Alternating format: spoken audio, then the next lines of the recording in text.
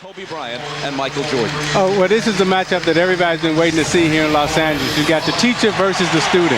Kobe's trying to rob Michael of all his moves, trying to steal his talent, trying to steal his knowledge.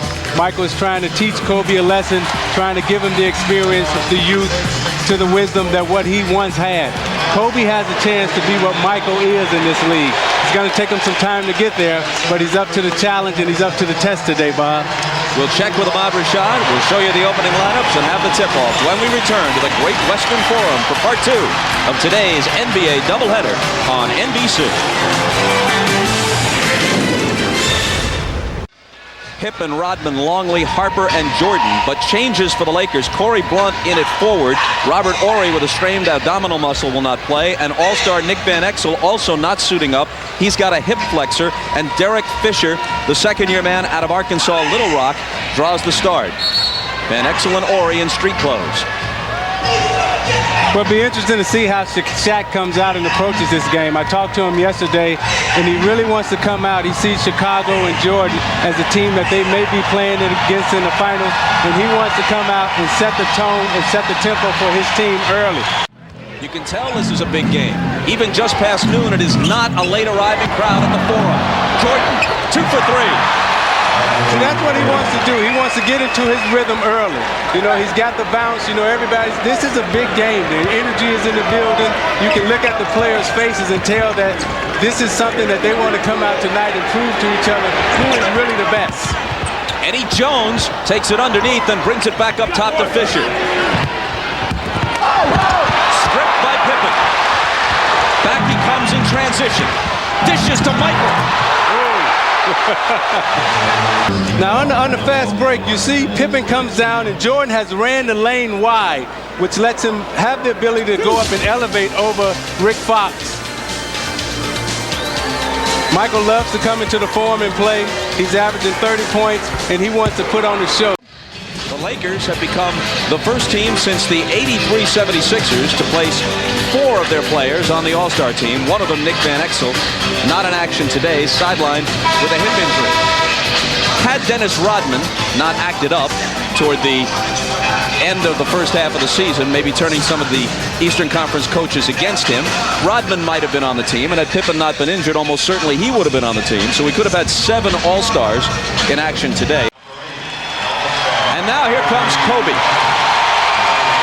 He doesn't start for his own team, but the fans said he should start in the All-Star game, so he will. A week from tonight at Madison Square Garden. He leads everyone in the NBA in terms of points off the bench, averaging 17.5 points a game as a reserve. Let's go to Ahmad.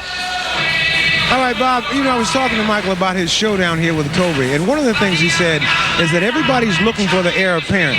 He said, I haven't gone anywhere. I'm still here. He said that playing against a guy like Kobe really fires him up, but he's not conceding anything. So it should be exciting, Bob. Well, when faced with whomever has been dubbed this year or this week's heir apparent in the past, Jordan has often pressed the accelerator just to send a message of his own.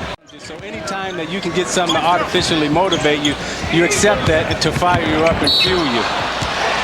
Pippen bumped Bryant. Well, Rodman's also wrong if he's serious, because Shaq is a terrific rebounder. He passes well out of the double. He does tend to get in foul trouble, and of course his great weakness is that he can't hit free throws. Well, let's take a look at Shaq. It's wrested away from him, though, by Mario Bennett. Bennett to Bryant, into a crowd and off the glass.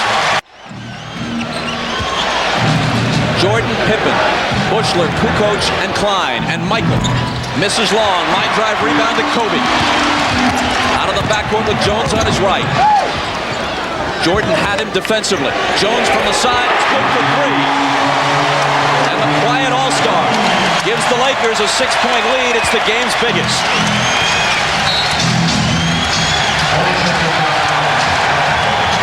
Chicago asked for a 20 here. And in that stretch, at least briefly, Kobe and Michael were head-to-head, guarding each other for the last couple of minutes.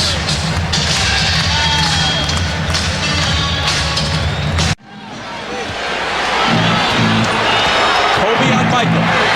to the foul line, the jumper over him, and that's the way the first quarter will conclude. That's the end of the first period. Lakers 26, Chicago 23. Michael with more than half of Chicago's total. The Lakers by 3 after 1.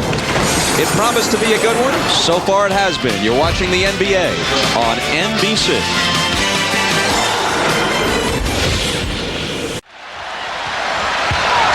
Bryant coming across, looking for Bennett. Now Fox fills the lane. Bennett was open initially, but Fox, trailing the play, gets the hoop, and he has 14. Scotty on Kobe. Giving him a variety of moves, then shooting it in his face, and Pippen fouls him. You must diversify.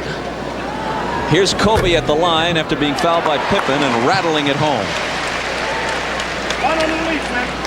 Well, you see Kobe here, he's going to be the youngest player to ever start in the All-Star game. I remember my first All-Star game was in New Jersey.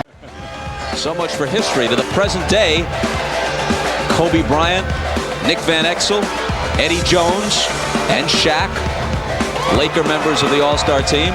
This is Magic Johnson's first All-Star appearance in 1980 in Landover on the Bullets' home floor, as they were then known, now the Wizards. And he was but 20. Now Kobe Bryant, the youngest ever elected to an All-Star team. Michael with Kobe up on him. The whole bag of tricks, but the shot doesn't fall. Fox for 3. Short with it. Fisher slams to the floor. And a great no-look pass to Blunt. Nice. He dives out on the floor, and he knows that there's 2 people behind him, so he gives the no-look and the finish by Corey Blunt. You know, I asked Kobe Bryant about the origin of his name. Some fans know this. His mom and dad were ordering some Japanese steak, and there's a sort of steak that is popular in Japan, Kobe steak, Kobe beef. And eventually, after they took the name from that, K-O-B-E, people started pronouncing it Kobe, and that's what stuck. Either way, it's just a good thing they weren't ordering rump roast. Kukoc to Burrell, and Fisher picks up a foul, although Burrell, now a technical is going to be called. Fisher went reeling backwards as if he caught an elbow up in the eye. Bryant converts it. Kobe, and he answers with a 3. He's not had a terrific first half, but maybe that'll get him going. And that'll do it.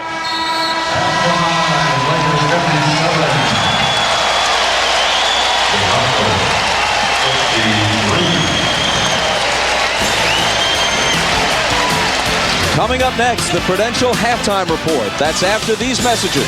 With the Lakers in front by 4, halftime at the Great Western Forum. Maybe Michael Jordan's last NBA game in Los Angeles. You're watching the NBA on NBC.